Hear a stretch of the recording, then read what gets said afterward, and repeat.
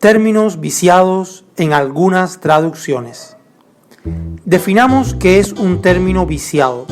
En materia jurídica aplica cuando la autoridad no atiende al contexto ni al espíritu de la ley, o desconoce u omite las condiciones sociales, históricas y lingüísticas en que surgió la disposición. En materia bíblica es un término que no siempre en su significado tiene que ser malo, pero puede llevar a una interpretación errada debido a los cambios del idioma o la cultura. En este primer video analizaremos dos ejemplos, el término iglesia y bandera. En este último caso veremos el por qué en Números 2:34 algunas versiones omiten la palabra bandera o estandarte. Empecemos con el primer vocablo.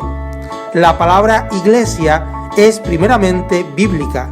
Proviene del griego eclesia.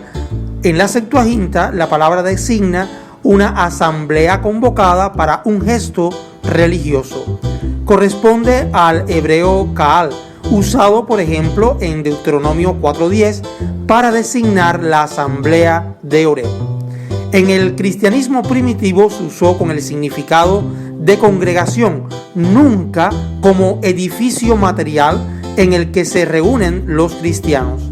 Es interesante lo que reconoce la Enciclopedia de la Biblia por las editoriales católicas Verbo Divino y Ediciones Paulinas.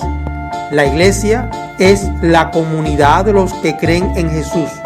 En el Nuevo Testamento, la palabra se refiere siempre a personas, nunca, como ocurre hoy a menudo, a un edificio. De hecho, durante varias generaciones, los cristianos no tuvieron locales construidos expresamente para reunirse. Fin de la cita. No fue hasta el siglo IV en adelante cuando la cristiandad comienza a construir edificios que fueron tanto permanentes como estéticamente agradables. Lo curioso del término eclesia es que proviene de dos raíces griegas, ek, que significa fuera, y kaleo, que significa llamar. Aquí vemos el por qué la palabra iglesia es un término viciado. Hoy las congregaciones, tanto católicas como protestantes en su mayoría, están más concentradas hacia adentro y han perdido su verdadera misión, que es hacia afuera. Ir a predicar las buenas nuevas mandó nuestro Señor Jesucristo. Sumado a esto, si el lector común, cuando lee en una Biblia la palabra iglesia, entenderá edificio, entonces, culturalmente, al cambiar el significado, podría cambiar también la interpretación. Por esto, algunas versiones prefieren usar el término congregación, que responde mejor al espíritu del Nuevo Testamento. Es el caso de la versión israelita nazarena, que traduce asambleas y congregaciones. La traducción del Nuevo Mundo, al igual que la Biblia Peshitta de la editorial Holman, vierte congregaciones. También lo hace la versión de Diego Ascunce, que traduce asamblea, o el Nuevo Testamento judío, que usa el término congregación. Por lo tanto, dejemos claro que no es errado traducir iglesia, pero siempre que entendamos que nunca en la Biblia se hace referencia a un edificio.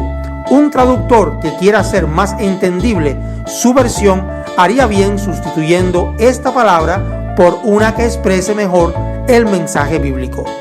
Algo parecido ocurre con el término bandera. En algunos pasajes de las escrituras hebreas, los estandartes o banderas servían en el antiguo Israel solo como señales para indicar a las tribus o casas de Israel dónde reunirse. Nada que ver con las banderas o estandarte de siglos posteriores. En Israel no se hacían ceremonias ni se consideraba sagrada ninguna bandera.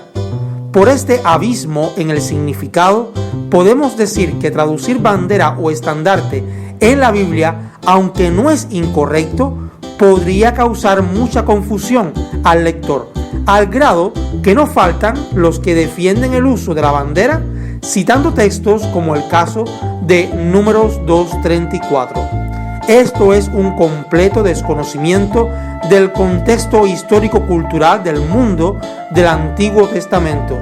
Pero queda una interrogante por resolver. ¿Por qué algunas traducciones no usan ninguno de los dos términos? ¿Se estará quitando esta palabra arbitrariamente de la escritura? Ya sabemos la razón por la cual algunos traductores prefieren evitar términos confusos como iglesia y bandera. Pero en el caso de este último, ¿por qué versiones católicas como la de Magaña en el pasaje de Números traduce acamparon divididos en batallones según sus familias y casas patriarcales? Algo parecido hace la traducción del Nuevo Mundo. Lo interesante es que ambas versiones prefieren una variante que nos proporcionan dos importantes traducciones antiguas. La Septuaginta, que traduce según la edición al español de la editorial Sígueme, acamparon así atendiendo a su división. Es curioso que esta versión, más cercana al contexto cultural de Israel, traduce estandarte o bandera como división. El porqué muy simple, era el único significado que tenía en Israel. Pero no solo lo hizo así la Septuaginta, también la Peshita, una antigua traducción aramea de la Biblia que vierte el pasaje, cada uno acampó en su campamento conforme a su casa paterna. Cuando hacemos una traducción, debemos, sin alterar el significado de la palabra de Dios, buscar las expresiones con las que el lector común está más familiarizado. Y si un término ha quedado en nuestro idioma en desuso o cambiado su significado, deberá encontrar el traductor la expresión o palabra que sea más entendible a la gente, que en definitiva es a quien va dirigida la Biblia.